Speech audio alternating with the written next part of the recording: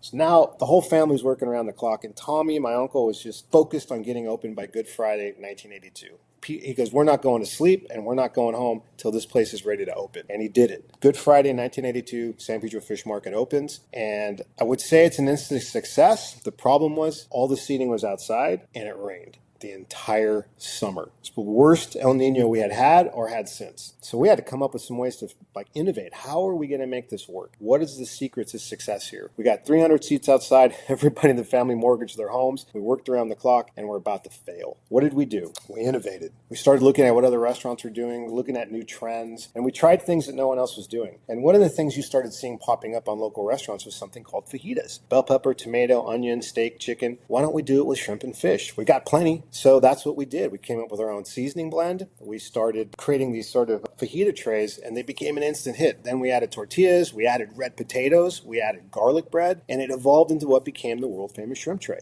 People were traveling from all over to enjoy it. And eventually, the rain ended, right? So now we're successful. Things are going okay. But we don't have enough seats because we're getting so popular. So we acquired the Krusty Krab, which was a competing restaurant open right next to us, and we linked the seats. So as we got busier and busier and busier, we added more and more seats. Got to the point where we were sitting on 55,000 square feet of land with 3,000 seats. And that's kind of where I came in. I was working some different places, and I came back to work for the family. I'm like, you know what? We're not doing much to tell our story. There's this another threat popped up that they were going to redevelop the entire waterfront again. Portugal Village was kind of in disrepair. It hadn't been taken care of. The community wanted to change. So they picked a developer, and that developer was going to tear everything down, including San Pedro Fish Market, and build something new. And I realized people don't know what we're doing. We're so head down, butt up working. We weren't telling our story. People didn't know our history. They didn't even know who the owners of San Pedro Fish Market were. They just loved coming there every weekend. So now you got social media popping up, and I thought this is a great opportunity to start telling our story. And the more we told our story, the busier we got. Basically, over the course of 10 years with double-digit sales growth, we went from $10 million a year to $30 million.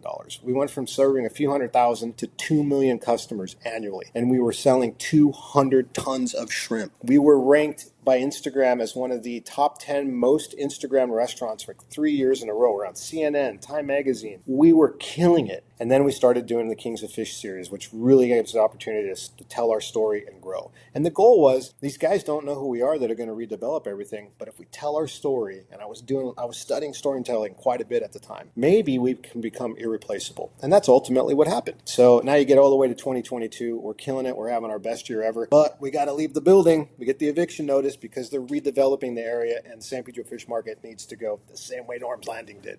So March 3rd of 2023, we leave the San Pedro Fish Market and the Krusty Krab. We bid them farewell. We watched the buildings get torn down. But in 60 days, because we're innovators, we work hard, and we never, ever give up, we found a space to move 100 yards away in a vacant parking lot that, ironically, used to be Acapulco's, ironically, because that's the restaurant where we learned about fajitas. How crazy is that? And so San Pedro Fish Market opened a temporary spot in a parking lot with about 900 seats in 60 days. And we've been there for 2 years while we plan to rebuild. And you know what?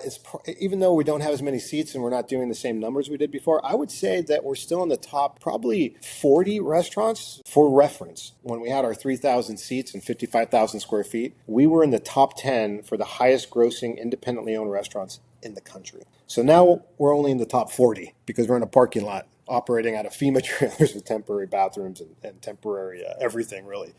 Now, what are we doing next? We're going to move in. We're going to expand into that Acapulco spot. We're going to add some more seats, and we're going to be there for about 5 years with 1,800 seats, and we expect to be doing pretty well. And then what's going to happen to the future San Pedro Fish Market? They tore this building down. What's up with this temporary parking lot situation? Well, I signed a 49-year lease to rebuild, almost exactly where we were before. So in the next couple of years, you're going to see us come back on 55,000 square feet with a state-of-the-art building designed to handle millions of customers. Pretty exciting stuff. And in the meantime, another irony, I was worried about this was going to happen, so we started thinking, how can we expand? So we looked over in Long Beach, and there was a Joe's Crab Shack, and it was available. Signed a lease and reopened that. Sadly, we opened it, February 2020, about 6 weeks before the pandemic. But the irony of that whole location on the waterfront in Alamitos Bay, Long Beach, is that it was originally a Rusty Pelican. The same people that built the Portugal Village built that restaurant. The same reason we got evicted the first time.